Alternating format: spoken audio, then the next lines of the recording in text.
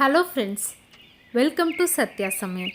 இன்றைக்கி நம்ம சத்யா சமையலில் நல்ல டேஸ்டான டவா புலாவ் எப்படி பண்ணுறது அப்படின்னு பார்க்கலாங்க. வேக வச்ச பாஸ்மதி அரிசி மட்டும் இருந்தால் போதும். நம்ம லஞ்ச் பாக்ஸுக்கு பிரியாணி டைப்பில் அட்டகாசமாக இந்த ரைஸ் பண்ணி முடிச்சிடலாங்க. வாங்க இப்போ வீடியோவுக்கு போகலாம்.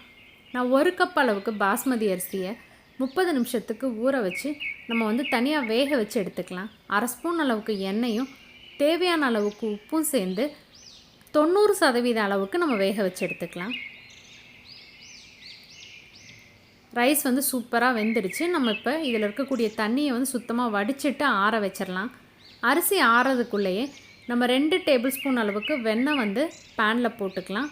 இதில் ஒரு பெரிய வெங்காயம் மீடியம் சைஸ் அளவுக்கு எடுத்து நான் கட் பண்ணி வச்சுருக்கேன். வெங்காயம் நல்லா வதங்கிடட்டும்.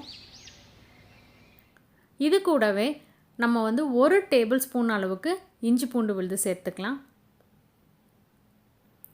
இஞ்சி பூண்டுனுடைய பச்சை வாசனை போகிற வரைக்கும் நம்ம வதக்கி விட்டுக்கலாம்.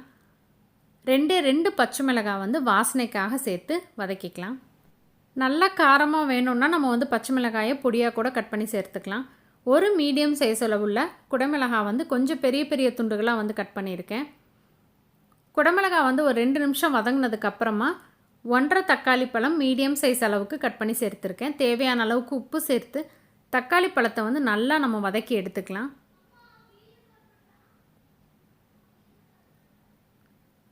இப்போ நம்மளுடைய தக்காளி நல்லா வதங்கி வந்துருச்சு.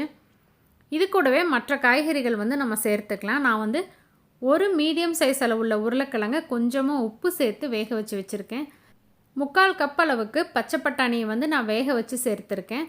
இது ஃப்ரோசன் பச்சை பட்டாணி தான். ஃப்ரெஷ் பட்டாணி சேர்த்துனீங்க அப்படின்னா இன்னும் டேஸ்ட் நல்லாயிருக்கும். அதே இது காஞ்சது சேர்த்துனீங்கன்னா ஊற வச்சு நல்லா 2-3 விசில் விட்டு அதுக்கப்புறமா சேர்த்துக்கலாம்.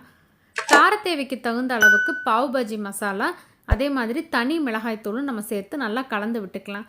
இதுக்கு பட்டை, கிராம்பு, லவங்கம் எதுவுமே நம்ம சேர்த்துறதில்ல. பாவ் பாஜி மசாலா மட்டும்தான் அந்த ஃப்ளேவர் தரக்கூடியது.